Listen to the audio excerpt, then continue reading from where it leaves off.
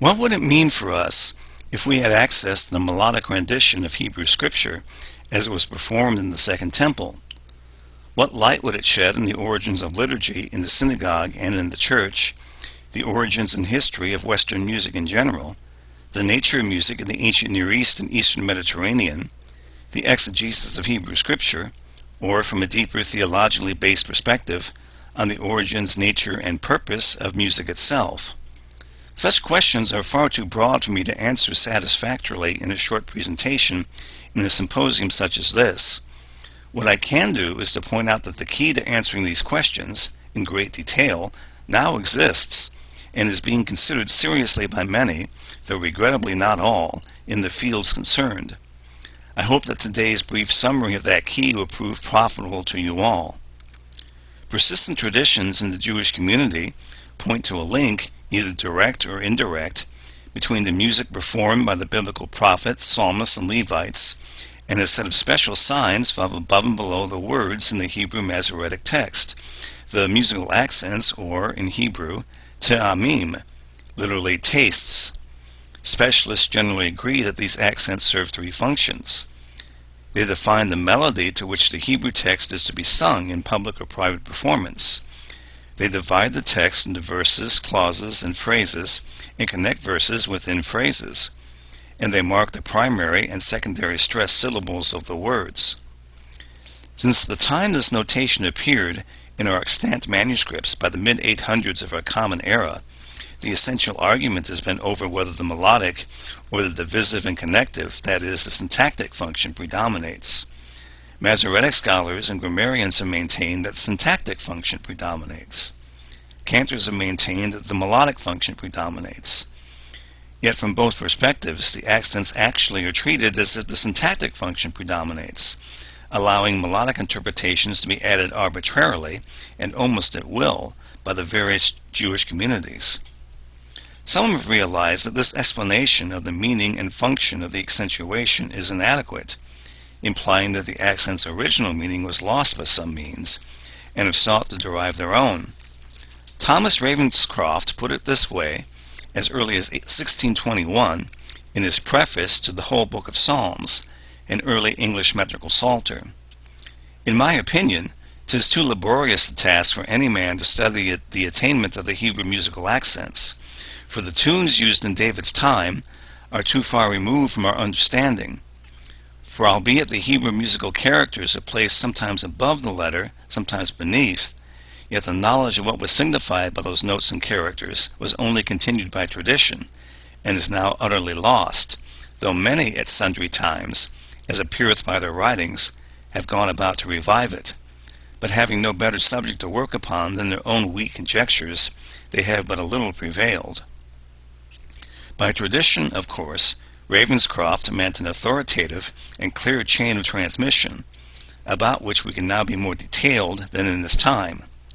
In particular, we have testimony that the accents were transmitted from Moses and the prophets via Ezra to a priestly family in Second Temple times called the Elders of Bethyra, who then established the accents of Scripture and transmitted them to the medieval Karaites and Masoretes. Between the times of the Elders of Bethyra and the Karaites and Masoretes, however, while the notation survived essentially intact, those who knew and taught its original meaning did not. This may be thanks to the preservation of pointed texts in caves near Jericho, which were rediscovered in 800 CE. Recovering the lost original meaning of the accentuation has proven one of the knottiest problems in musicology. From all evidence, the reason is this: what is actually a primarily melodic notation was reinterpreted by the Masoretes and grammarians as if it were primarily a syntactic one, using the Hebrew verbal syntax itself as a guide to reconstruct its meaning. Not until 1976 did the late Suzanne Hayek Ventura, an organist, composer, and music theorist in Paris, put forward an interpretation that truly treats the accentuation as primarily melodic, an interpretation that likewise uses the Hebrew verbal syntax as the only possible infallible guide to a correct reconstruction of the melodic meaning. In this short presentation, I can mention only the highlights of her deciphering key, which is explained at great length in her publications. The accentuation of the Masoretic text exists in two systems. The music they contain is analogous to the ancient Greek forms of melodic recitation called prosodia and psalmodia. In the primary system, that of prosodia, 8 common signs below the words determine the 8 degrees of a modal diatonic chromatic scale, with the tonic or finale on the 3rd degree of the octave. In the secondary system, that of psalmodia, 7 signs below the words determine the 8 degrees of a modal diatonic chromatic scale, with the tonic or finale on the 2nd degree of the octave. Psalmodia is used in Psalms, Proverbs, and the body of Job. Prosodia is used in the prologue and epilogue of Job and in all the other books, sometimes in texts that have a poetic structure very much like that found in Psalms. Both systems are founded in divisive or just tuning, which differs at significant points from the cyclical or Pythagorean tuning also used in high antiquity. In both prosodia and psalmodia, the pitch represented by any accent below the words is sustained in value until another accent appears below the words. Along the way, ornaments of 1 to 3 notes represented by accents above the words may intervene on one syllable or even on part of a syllable, each deriving its relative pitch from that of the accent that precedes it below the words. In this and in other aspects, the accentuation has features in common with certain written neumes of the Christian Middle Ages. One of these, the Armenian liturgical notation, likewise lost its meaning for similar reasons and has been deciphered recently using similar means. Again, like the neumes and related musical notations, the Hebrew accents comprise a transcription of gestures of the hands and fingers, a system of choronomy, in principle like that known from ancient Egypt and many other ancient nations.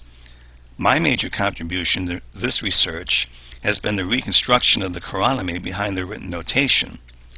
The accents below the words apparently correspond to gestures made with the left hand, just as the accents above the words apparently correspond to gestures made with the right hand. The most surprising thing for many people about Hayek Ventura's deciphering process is the strongly tonal nature of its results. Yet the simplicity and completeness of Hayek Ventura's deciphering key must be given its due. So much the structurally harmonic interweaving of the resulting melodies with the words, in a way that suggests on its face that every biblical passage from Moses to Malachi was created, taught, and transmitted as art song, of the sort that aptly reflects the traditional authorship of the various passages and books, and the historical and religious circumstances in which the various authors lived. No better way of illustrating what I have just summarized exists than the performance of samples of the music reconstructed from the letters edition of the Masoretic text. I conclude this presentation with one brief selection from the prophets and one brief selection from the Psalms, both of which are taken from La Musique de la Bible Révélée, Volume 3, by Suzanne Hayek Ventura.